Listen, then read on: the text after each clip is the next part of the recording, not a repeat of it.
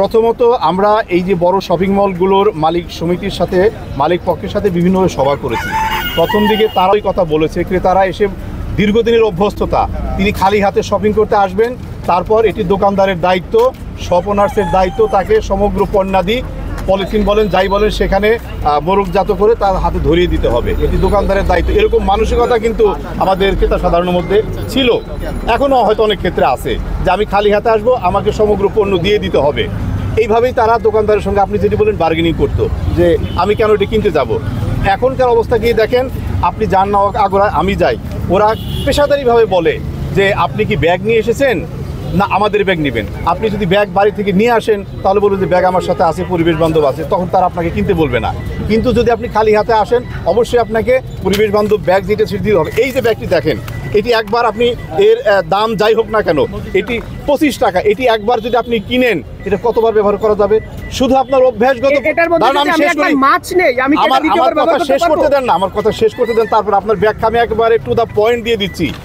এইটি একজন বললেন 6 মাস, আমি তার কথাই ধরে নিলাম 6 মাস। এটি বাড়িতে গিয়ে ধুয়ে টুয়ে আবার যদি শপিং করবে আসার সময় সে সাথে করে নিয়ে আসে, যার গাড়ি আছে গাড়িতে রাখলো, যিনি এমনি আসেন সাথে করে নিয়ে আসা, এটা যদি করে তাহলে কিন্তু আর তার ওই দোকানদারের সঙ্গে বার্গেনিং দেওয়ার প্রয়োজন পড়ে না, আর দ্বিতীয়বার কিনতে হয় না। এরপরে বললেন যে মাছ মাংসের বিষয়, এই যে দেখেন ব্রাউন পেপার যেটা মোম কোটিং করে দেওয়া, এর ভিতরে যদি এর ভিতরে যদি আপনি মাছ মাংস রাখেন, রাখার পরে আপনি এরকম একটি ব্যাগে নিন, তাহলে আপনার ওই পানি চুইয়ে পড়া ওই যে বিষয়গুলো আপনি বললেন সেটি থাকবে না। মূল বিষয় হচ্ছে what there is will there is way. আপনি পরিবেশের জন্য ভয়াবহ ক্ষতিকর যে পলিথিন প্লাস্টিক, যার সাথে আপনার একটা অভ্যস্ততা সৃষ্টি হয়ে গেছে, আপনার ধারণা হয়েছে আমি এখান থেকে বের হয়ে আসতে পারবো না, সেই ধারণা থেকে পরিবেশ সংরক্ষণের দায়িত্বে, পরিবেশ সংরক্ষণের মহৎ উদ্দেশ্য থেকে আপনাকে বের হয়ে আসতেই হবে। বিকল্প আপনার সামনে অবারিত, শুধু আপনার অভ্যাসগত পরিবর্তন দরকার, যেটি আপনার ফোরফাদার্সরা করেছে। আপনি বাসা থেকে বাড়ি থেকে এই ব্যাগগুলো নিয়ে আসেন না কেন, নিয়ে আসলে আগোরা শপিংও আপনাকে বলবে না যে আপনি আমাদের ব্যাগ নিয়ে নেন। এই ব্যাগ দেখলেই যখন বুঝবেন যেটা ব্র্যান্ডের পরিবেশ বান্ধব ব্যাগ, আপনি সেখানে নিয়ে নেন। এরপরে যদি না থাকে আপনি তাদের কাছে একবার কিনে নিলেন, কিনে নিয়ে অভ্যাসটা পরিবর্তন করেন, সেকেন্ড টাইম নিয়ে আসবেন। আপনি খালি হাতে কেন আসবেন?